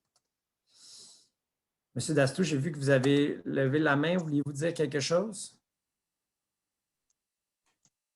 Monsieur le maire? Non? Juste non, je suis désolé. Ma connexion Internet a lâché. Il a fallu que je me rebranche. OK. Pas de problème. Donc, bienvenue. OK, on est rendu à l'étape des véhicules lourds. Donc, ça, c'est le genre de choses, des fois, on pense moins à ça. Mais c'est sûr que la ville d'Amos a décidé, dans le cadre de ce plan directeur-là, d'interdire toute circulation de transit. Hein? Donc, attention, ce n'est pas toute circulation, c'est circulation de transit. Donc, du camionnage sur son réseau routier. La formalisation de l'interdiction de transit devrait être appliquée par le biais d'un nouveau plan de camionnage. Crayon. Ah, excusez-moi, ici, il y a quelqu'un, Donna, qui avait ouvert son micro. La nouvelle réglementation va permettre à un policier d'intervenir. Parce que si on n'a pas un règlement comme ça, le policier ne peut pas intervenir puis ne peut pas finalement demander aux camions qui décident, eux, que c'est plus rapide de passer par cette rue-là, puis ils passent par une rue. S'il n'y a pas un règlement, ils ne peuvent pas mettre d'infraction. Puis il va y avoir une campagne d'information qui va être mise en place pour expliquer la nouvelle réglementation à la population puis aux industries. Fait que dans le langage commun, on appelle ça un no truck. Hein? Donc, ce que ça veut dire, c'est qu'on a comme ici la circulation. Donc, quelqu'un comme ça qui est de transit, puis qui se dit, ah ben moi, finalement, tu sais, Google me dit que ce serait mieux que je coupe ici, que je vienne prendre la principale, puis que je descende par Mercier, puis que je prenne le pont. Bien, ça ne sera plus possible si son but, c'était de venir continuer ici, puis de reprendre la 109. Donc, il va falloir vraiment que les gens restent sur le réseau supérieur au niveau du camionnage. Est-ce qu'il y a une question à ce niveau-là? Claudia, dans le chat. Il y a Sandra et Paul. Oui, c'est ça exactement. Puis là, je lisais, là, dans le fond, là, il y a une question de Steve, là, mais c'était plus comme pour le lien précédent, en fait, la diapositive précédente par rapport au taux d'occupation des stationnements. Fait que peut-être qu'on peut prendre Sandra en premier s'il est en lien avec le camionnage. On y reviendra peut-être à la fin là, pour la question de Steve. Super. Sandra, on vous écoute. Ou Paul. Oui, bonsoir, vous m'entendez? Oui. Parfait. Moi, ma question, c'est pour le camionnage qui serait permis. Moi, je ne vois pas de camionnage permis qui serait du côté est de la Ricana. En parenthèse, dans le fond, la 4e rue Est, moi, j'habite au coin de la 4e puis la 12e avenue. Oui. Il y a beaucoup de trafic lourd. Alors, je vois qu'ici, dans le fond, sur votre plan, ça démontrerait qu'on en aurait moins. Il ne pourrait plus avoir de circulation de transit. Donc, est-ce que, Luce, est-ce qu'au niveau de la situation sur pourquoi il y a du camionnage dans ce coin-là, est-ce qu'on est près de la zone industrielle ou est-ce qu'il y a une raison qui explique peut-être… Le secteur que la dame parle, c'est un secteur à proximité du coop IGA, notamment. Là. Donc, il y a peut-être du transport lourd associé à la livraison. Ce qu'il faut comprendre, Mme Paul, c'est on ne peut pas empêcher un camion de livrer. Hein? Exact. Donc, ils vont pouvoir le faire, puis ça va se poursuivre à ce moment-là.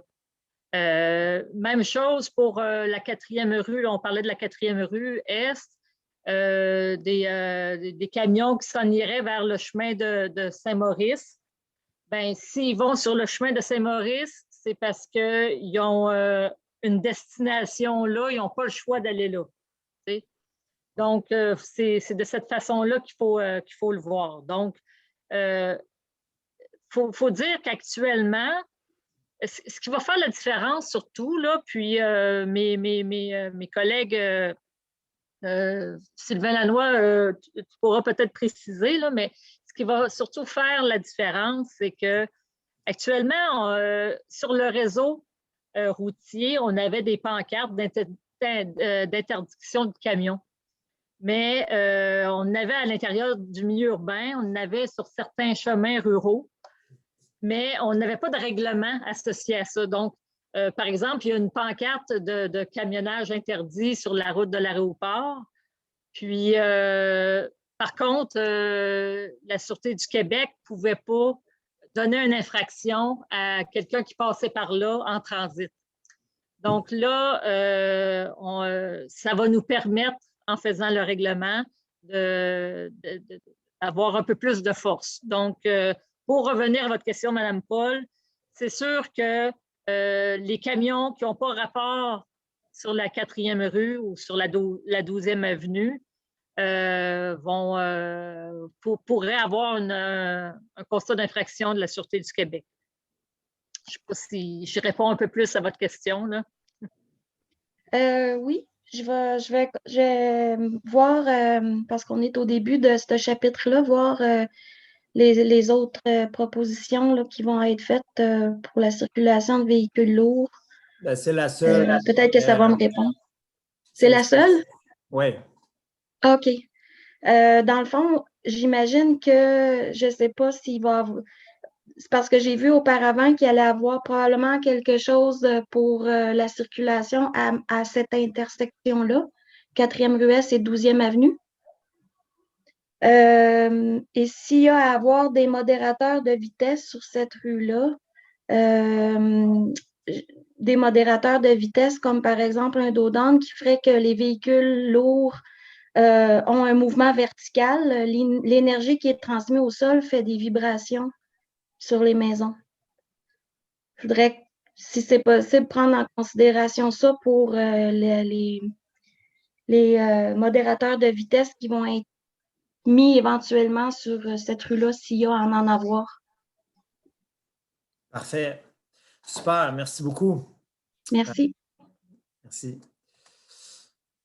Donc, maintenant, on est rendu à l'étape sur les motoneiges et les quads. Donc, il y a des mesures à poursuivre par la Ville. Donc, pas vraiment c'est des points où la Ville s'engage à continuer parce que malheureusement, il y a beaucoup de choses qui relèvent plutôt du ministère des Transports du Québec. Donc, il y a un point qui était très important là, pour les associations, qui est l'enjeu de la traversée de la rivière Aricana, puis l'utilisation, possibilité d'utiliser le pont Édouard-Paré. Il y a déjà eu des accidents dans le passé ou des problèmes avec justement les ponts de glace, etc. Donc, il y a un travail qui va être fait pour que lorsqu'il y ait un futur pont dans les plans et devis, il y a un partage d'infrastructures possible pour pouvoir utiliser le pont.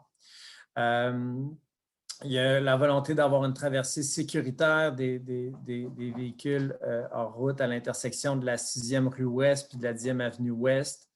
Favoriser des accès sécuritaires à une gamme variée de commerces. Là. Donc, c'est une annonce qui a été faite par la MTQ le 11 mai 2021. Puis, je pense que ça fait la joie, finalement, des associations. Fait que ça, c'est une bonne nouvelle.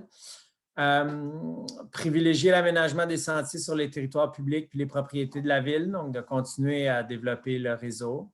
Puis, établir, là, de continuer la réflexion pour établir un corridor réservé au VHR à proximité du milieu urbain. Donc, en respect avec la loi là, sur les véhicules en route, tenir compte du corridor dans la planification puis le développement du réseau. Donc, les deux associations, autant là, de motoneige que de quad, ont été impliquées dans la démarche. On leur a envoyé également le plan pour qu'ils puissent le commenter. Donc, on attend là, de leurs nouvelles à ce niveau-là. Est-ce que, Claudia, il y a une question? Non? Les développements futurs, en fait, je pense que ce qui est important pour vous de savoir, en fait, c'est que le plan directeur n'a pas été fait seulement en fonction des conditions actuelles. La Ville a également fourni les informations sur les développements futurs résidentiels ou commerciaux qui étaient projetés, puis également en fonction des projets industriels projetés. Donc, ça a permis à Conrad et à l'équipe d'ingénieurs de Stantec de vraiment mettre ces données-là aussi lorsqu'ils ont fait des calculs puis qu'ils ont essayé de voir au niveau du futur du réseau routier. Au niveau des grands projets résidentiels, s'il y a un projet majeur résidentiel ou pour un projet commercial majeur qui sont prévus sur le réseau du MTQ, donc il va devoir avoir des études qui doivent être réalisées avant l'ouverture des projets pour évaluer justement l'impact sur la sécurité routière et sur la circulation. Puis au niveau du projet, de tout projet industriel, on continue d'avoir des poursuites de démarches en vue de construire une voie de contournement du trafic lourd à l'ouest du territoire pour éviter que ça traverse au milieu de la ville. Donc, voilà. Est-ce qu'il y a une question, Claudia, sur cette question-là des développements futurs? Non, pas de question, pas de même vie. Merci. Moi, j'ai une question. Oui? Désolé, là, ça m'est comme venu en même temps que tu demandais la question. Là. Ouais. C'est quoi les projets, mettons, que, quand vous parlez de poursuite de démarche là, en vue de construire une voie de contournement, là, on peut en savoir un petit peu plus là-dessus ou pour l'instant, vous ne pouvez pas en dire plus? Luce? Vous voulez parler des projets industriels? Oui, exactement. Bien, écoutez, c'est sans surprise. Il y a eu des annonces là, que la ville d'Amos est entamé le développement d'un nouveau parc industriel dans le secteur ouest, ce qu'on appelle officieusement encore le parc industriel géotérrien. Donc, ça, c'est en arrière du IGA sur la 6e rue ouest. Donc, tout le trafic lourd va sortir sur la route de l'aéroport, si on veut. Évidemment, dans les cartons de la ville, s'il y avait un 4e parc industriel, il donnerait, il y a un terrain prévu à cet effet qui donne sur la route de l'aéroport. Donc, encore là, tout à l'ouest de la municipalité. Donc, cette voie de contournement-là est dans nos cartons depuis quand même assez longtemps. Là. Dans l'ancien plan d'urbanisme, entre autres, là, on voyait un trajet qui contournait à l'ouest du secteur, là, une rue nord-sud qui, dans la lignée là, de la rue des Papetiers, là, je ne sais pas si vous... où il y a l'usine Résolue. Donc, c'est à l'ouest à ce niveau-là. Hein. Puis, donc, c'est toujours aussi, ça a été en 2017, quand on a refait le plan d'urbanisme, on a remis ce trajet-là. Et avec l'élaboration du plan directeur, ben, on en est venu avec les projets à venir au niveau des projets industriels qui vont avoir quand même un certain nombre, qui va augmenter le nombre de camionnages lourds sur le réseau. Bien, éventuellement, en tout cas, il va falloir peut-être entamer des études plus sérieuses pour que cette voie de contournement-là se réalise. Autrement dit, là, ça serait quelque part dans la rue des Papetiers qu'elle se connecterait, puis elle sortirait à quelque part sur la route 111 ouest, là, mettons. Là.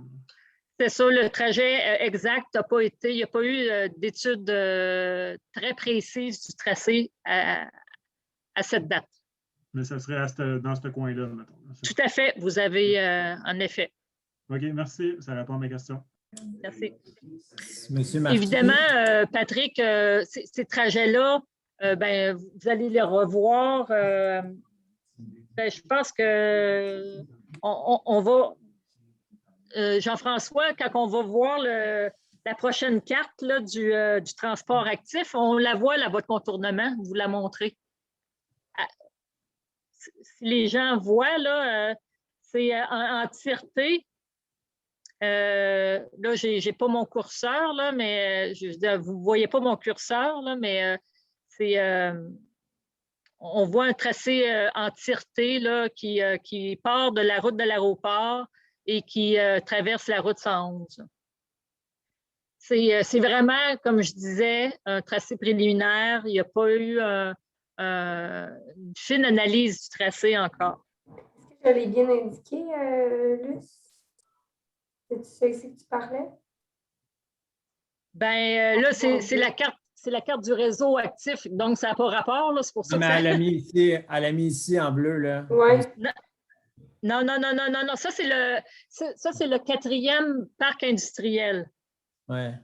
Bon, la voie de contournement part de là, c'est ça, et exactement. OK.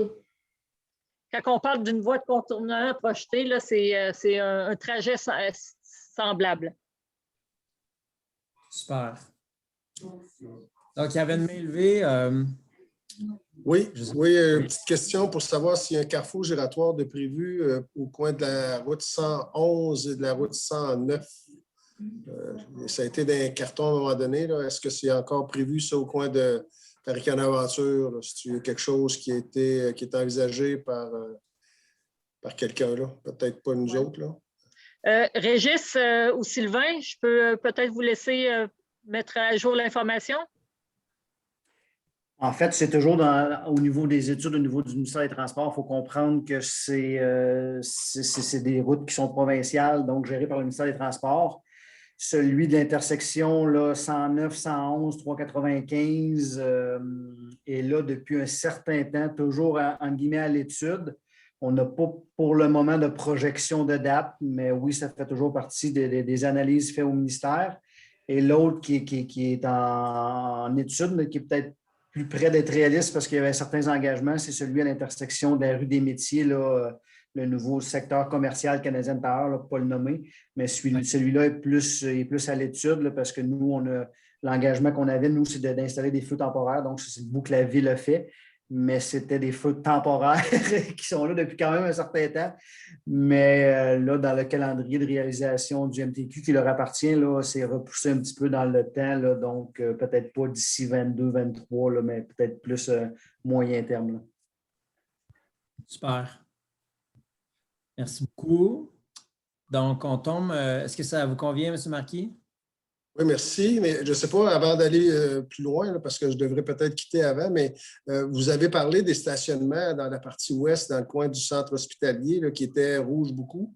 On n'a pas rien de solution là, de présenter. Est-ce qu'il y en a dans l'air, là, dans le coin de l'école, centre hospitalier, CHSLD, c'est ce petit coin-là? Là.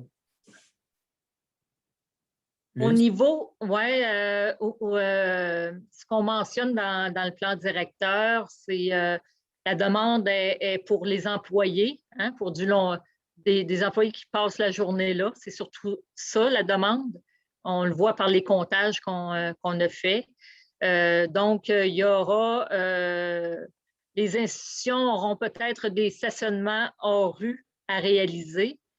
C'est pour ça que l'autre, comme Jean-François le mentionnait, c'est sûr qu'avant de construire des stationnements ou de changer quelque chose d'aussi important, on essaie aussi de faire changer un petit peu les habitudes de déplacement des gens et des employés.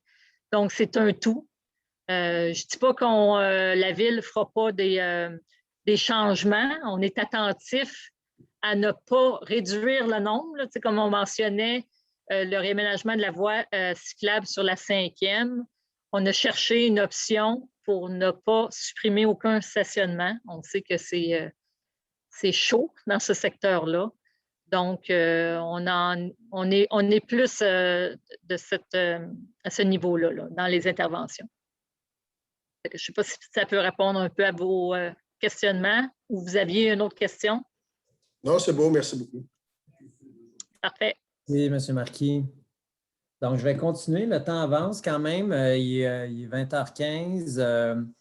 Donc, on tombe dans un sujet, je pense, qui intéresse beaucoup de personnes. Là. Comme vous avez dit, au niveau du comité de suivi, là, il y a différents partenaires qui s'intéressent au transport actif. On a vu aussi que c'était un sujet d'intérêt dans le cadre du sondage. Ce que vous voyez là présentement, c'est un mélange avec le réseau cyclable existant puis le réseau cyclable projeté. au niveau là, plutôt du centre urbain. Là. Donc, on est vraiment dans une approche ici là, de consolidation là, du réseau, puis de complétion finalement d'un réseau quand même assez existant, puis qui dessert bien là, le secteur des écoles, etc. Puis également d'autres connexions comme ça. Puis par la suite, des prolongements vers les secteurs plus ruraux, donc ici là, au niveau là, de la 395 Nord.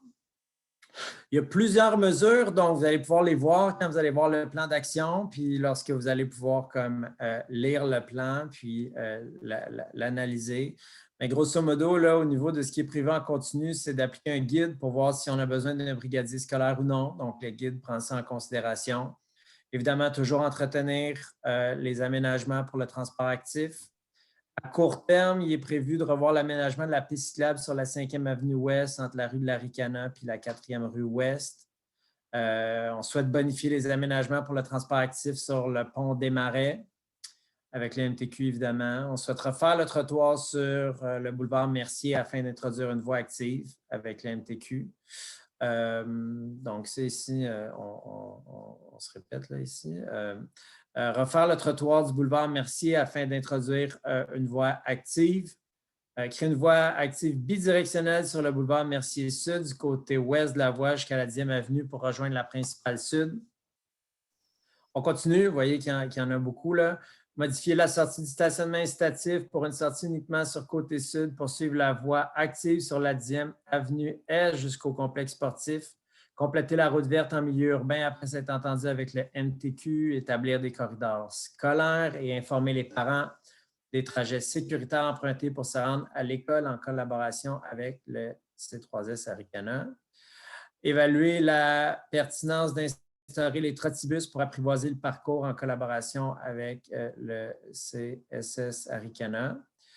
Revoir le mode de gestion au carrefour 14e avenue Est, 3e rue pour réduire la confusion chez les usagers de la route. Et ajouter certaines sections de trottoirs manquantes, dont du côté ouest de la 6e rue Ouest, entre la 1e avenue Ouest et la 4e rue Ouest. Un point qui avait été soulevé dans le sondage. D'un trottoir du côté sud et de la 4e avenue Est, entre la 4e rue Est et des Pins. Donc, ça, c'est vraiment les interventions qui sont prévues en court terme. Par la suite, à court, moyen terme, il y a d'aménager une voie active sur la 2e rue Est afin d'accéder à la 1e avenue Est. Prévoir des aménagements au carrefour pour faciliter le passage des piétons au niveau des avenues surdimensionnées. Puis par la suite, à moyen puis à long terme, donc là, vous pouvez voir, là, donc on continue également, on est dans des aménagements au niveau le plus rural avec la 395 Nord, la 395 Sud, les accotements jusqu'à l'aéroport, la voie active jusqu'à Picogan. Et puis voilà, compléter une boucle au niveau de Picogan via le secteur Lemerise. Puis évaluer des mesures pour sécuriser les déplacements actifs sur la 1e rue Est dans le secteur du précieux sang à moyen et à long terme. Est-ce qu'il y a des questions concernant le transport actif? Oui, Patrick. En fait, c'est plus par rapport aux mesures de modération. Là, je vois qu'elles ne sont pas dans le plan. C'est-tu parce que vous avez mis ça, mettons, plus dans les vitesses, mettons, ou c'est moi qui se oui, trompe, bien là, là, on n'est pas dans les mesures de modération, on est vraiment dans les mesures où il va y avoir des aménagements cyclables qui vont être faits. Là. OK, c'est pour ça qu'ils ne sont pas là. Bon, bien, merci. Exact. OK, super. On a une question aussi, Jean-François, dans le chat. Il y a Marie-Laurence qui se questionne sur la distance, sur quelle distance sera aménagée sur la route 395 vers Saint-Maurice. Donc, c'est quoi la longueur qui va être aménagée? Oui, c'est ça. On a une autre carte, là, vous allez voir dans le plan directeur, une autre carte à une autre échelle là, qui vous permet de voir mieux. Là, on s'est concentré parce que c'était plus ça qu'on voulait voir au niveau du noyau urbain. Là. Mais peut-être Luce.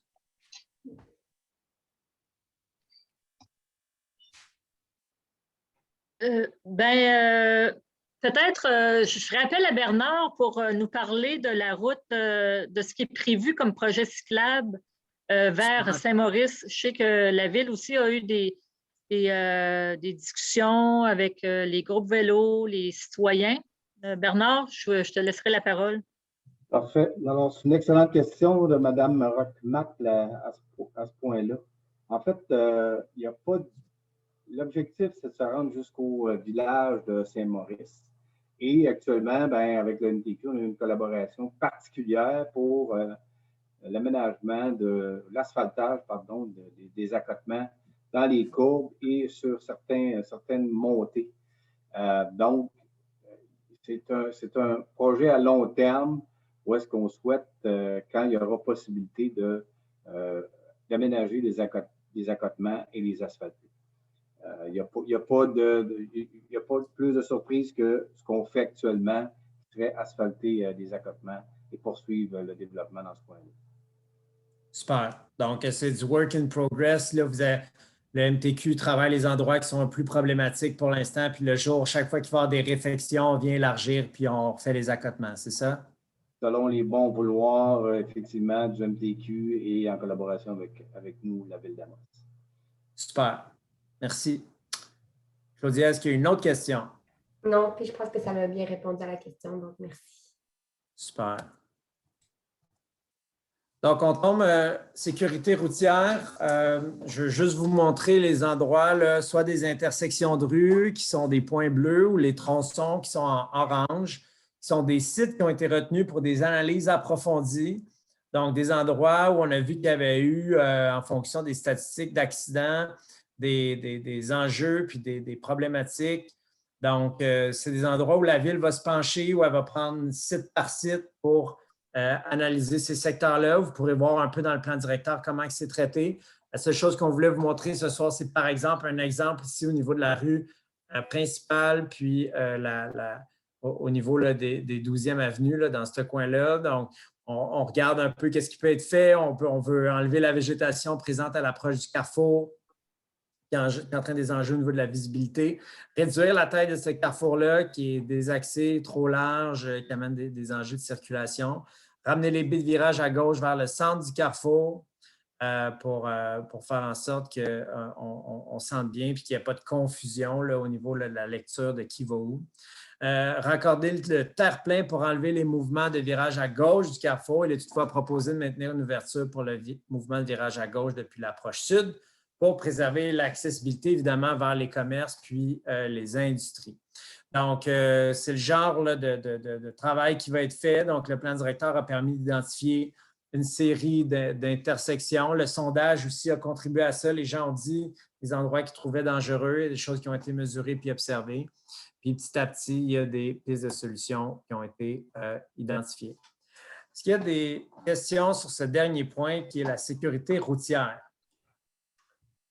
Oui, dans le chat, il y a Simon qui demande si des évaluations seront faites à moyen long terme pour le secteur précieux sang. Parce que là, dans le fond, il comprend à travers la carte qu'il n'y avait aucune solution qui était envisagée pour ce secteur-là. Dans ce secteur-là, Luce, je comprends que c'est plus un enjeu au niveau de la vitesse, hein, c'est ça? Bien, je crois que la question de Simon est arrivée quand on parlait du transport actif, hein, je pense, Simon, c'est bien ça. Hein? Bon, OK. Donc, écoutez, on ne l'a pas entendu ce soir, Sylvain. Je ne sais pas si tu peux ouvrir ta caméra et parler un peu là, des possibilités d'aménagement. Simon, je ne sais pas si vous étiez là à la rencontre du 1er décembre. On en avait parlé un petit peu à ce moment-là. Je ne sais pas si, Sylvain, tu peux faire le point sur le rang du précieux sang, comme on l'appelle. Bon, ben, on sait qu'il y a une problématique, puis la problématique de base aussi, c'est les largeurs d'emprise qui nous limitent de faire des aménagements, mais on le garde à l'étude pour voir si on est capable de faire un meilleur aménagement que c'est là, peut-être avec du marquage au sol, justement, pour sécuriser soit les piétons ou les cyclistes, à emprunter plus l'accotement qui est présentement gravelé. On regarde la possibilité si on peut élargir le pavage avec des bandes de marquage aussi réservées. C'est ça qu'on est en train d'étudier, mais ce n'est pas à cause qu'il n'est pas identifié qu'on l'a sorti des endroits problématiques. Là. On l'a dans... Oui, et la problématique de vitesse est bien connue. Là. Donc, Là aussi, il faut évaluer les différentes mesures là, de modération. Ce qui va peut-être influencer, en tout cas, au niveau du transport actif, ça va peut-être aider si on arrive avec une mesure ou une autre. Là. Donc, à voir. Merci, Luce. Merci, Sylvain. Claudia, est-ce qu'il y avait une autre question en lien avec la sécurité routière?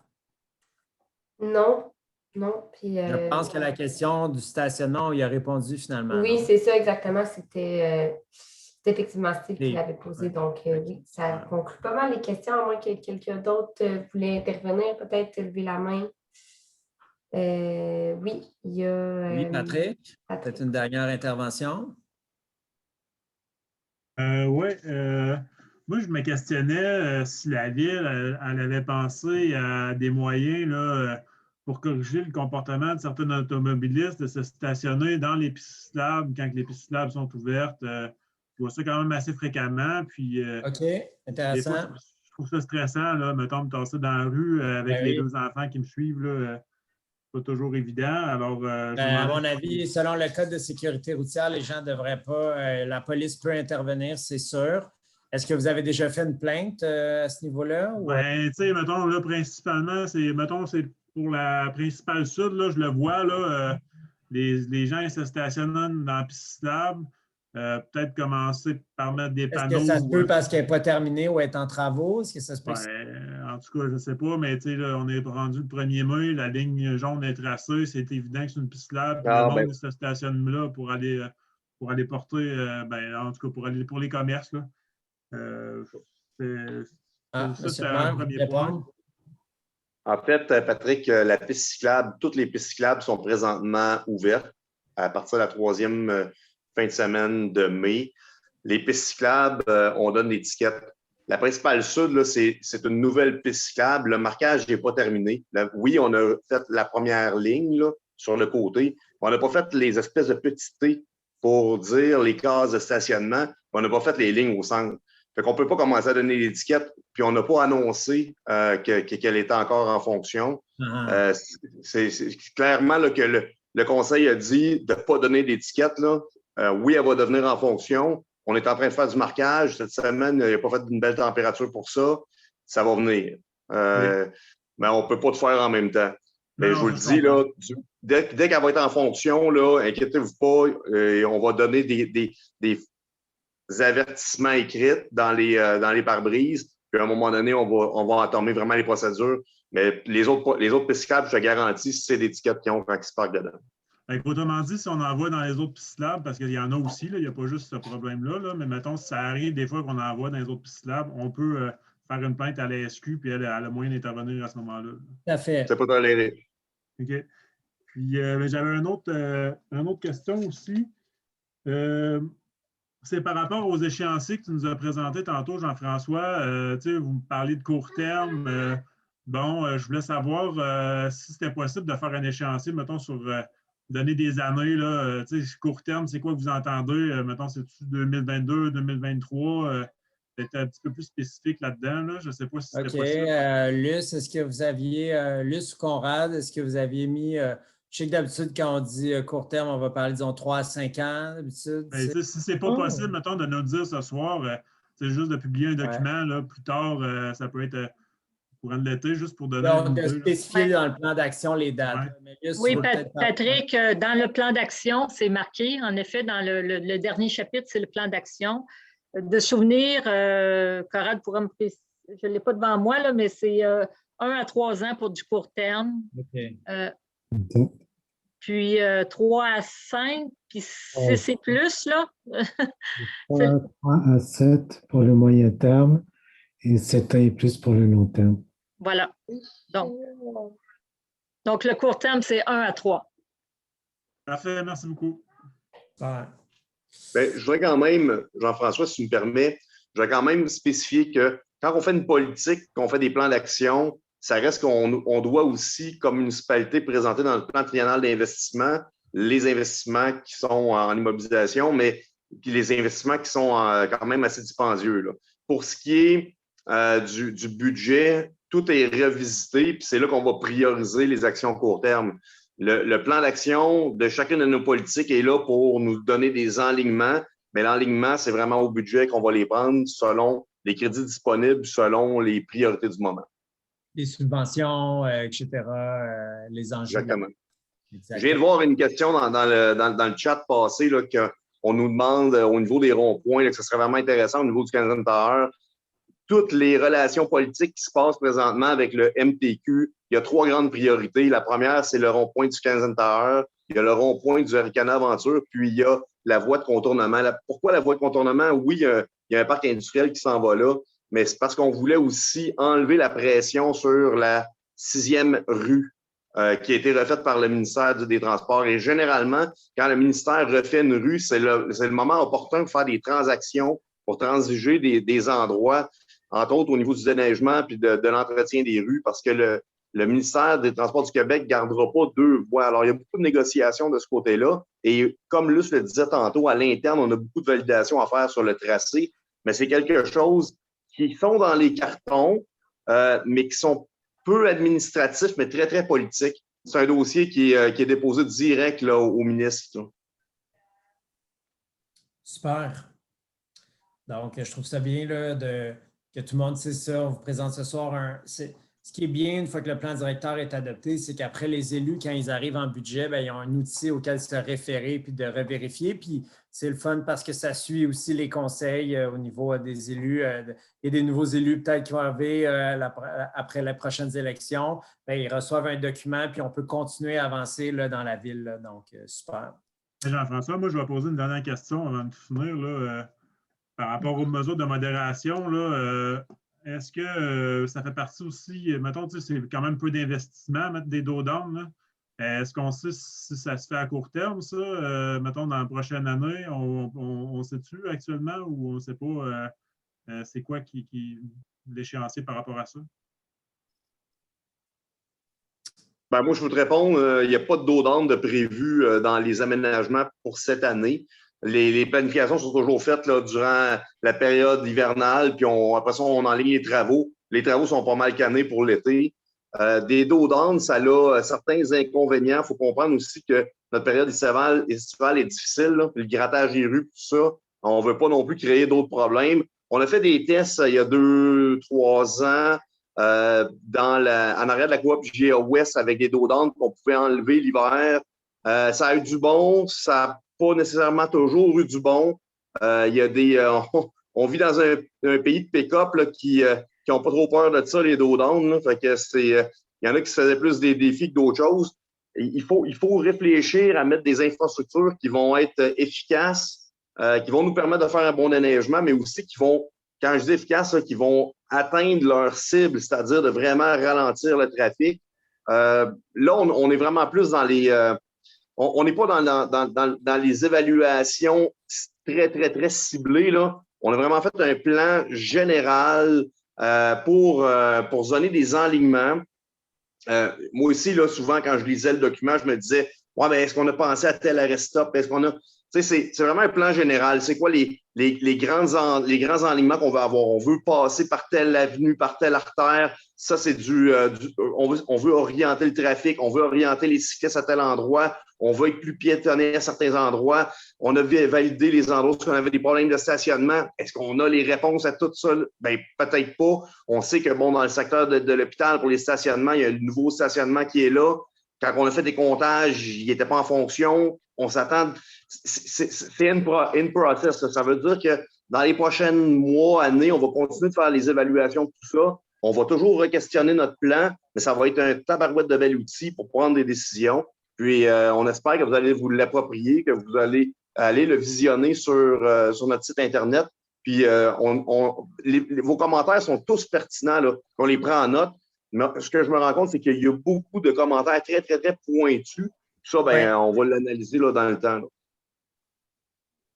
Merci beaucoup, M. le maire. Je pense que c'est vraiment ça, le plan directeur. En tout cas, le sondage est allé dans des détails qui étaient peut-être moins à l'échelle du plan directeur, mais ça a permis de lever des flags à des endroits où on avait des réflexions qui étaient requises. Puis C'est pour ça que on aurait pu juste le présenter. Souvent, dans les conseils municipaux, on fait une présentation puis c'est adopté le soir même par le conseil municipal.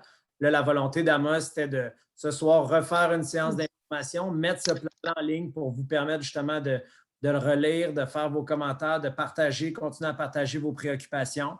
Donc, vous pouvez faire ça. C'est écrit jusqu'au 4 juin, mais finalement, vous avez jusqu'au 7 juin, là, lundi 7 juin, pour transmettre vos commentaires à urbanisme@amos.québec. N'hésitez pas à le faire.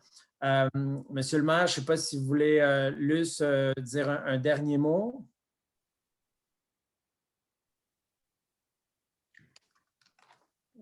Monsieur le maire, vous aviez fait un mot tantôt. Est-ce que vous souhaitez rajouter quelque chose? D'ailleurs, ce que je mentionnais tantôt, ça faisait un peu partie de la conclusion. Je voudrais remercier la présence des gens qui ont un intérêt au travail qui a été fait. Je voudrais remercier autant Stantec que l'équipe administrative qui a travaillé extrêmement fort sur le document. Mais je tiens quand même aussi à vous dire que c'est un document qui est malléable dans le temps. Les plans d'action vont venir avec avec les budgets et tout ça. Puis continuez quand même à nous faire part de vos commentaires, les anomalies que vous répertoriez sur le terrain, puis tout ça. On ne prétend pas que le plan va tout régler, mais on pense quand même que c'est un outil qui est important pour la ville d'Amos pour nous donner un alignement pour les prochaines années. Merci beaucoup tout le monde. Merci. Luce? C'est un très bon mot de fin. Moi, ce que je peux vous dire, c'est que n'hésitez pas, là, vous avez jusqu'au 7 juin pour aller consulter. Nous, l'équipe à l'interne, demain, on va rendre sur notre site Internet l'enregistrement de la séance de ce soir, de même que le PowerPoint. Et comme on mentionnait, le plan directeur là, dans sa version préliminaire. Donc, on attend vos commentaires, puis un gros merci de votre participation.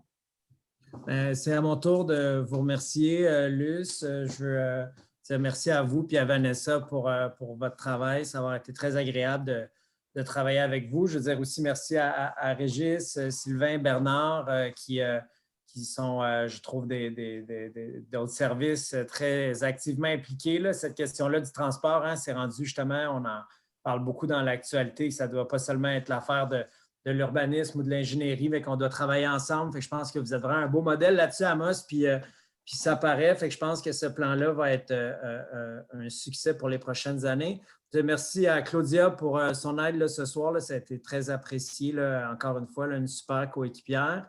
Puis merci à Conrad là, pour son expertise silencieuse derrière, mais qui nous permet là, de nous assurer qu'on comprend bien là, tous les enjeux derrière la circulation. Donc, Monsieur le maire, Monsieur Dastou, ça a été un plaisir de travailler avec vous, votre équipe municipale, avec Monsieur Brunet. Puis à tous les citoyens, merci de votre temps. En plus, bon, il y avait une game de hockey ce soir. La bonne nouvelle, c'est que c'est 3-1 pour le Canadien. Fait que je pense qu'on devrait peut-être avoir des consultations plus souvent quand il y a des games de hockey. Ça a l'air de les aider un peu. Donc, voilà. Est-ce que vous m'entendez? Oui, Jeff, tout le monde t'entend super bien. Puis dans le chat, là, tout le monde dit merci. Donc, vraiment un succès. OK. Bon. Ben, merci à tout le monde. Et puis, bon vélo pour ceux qui en font.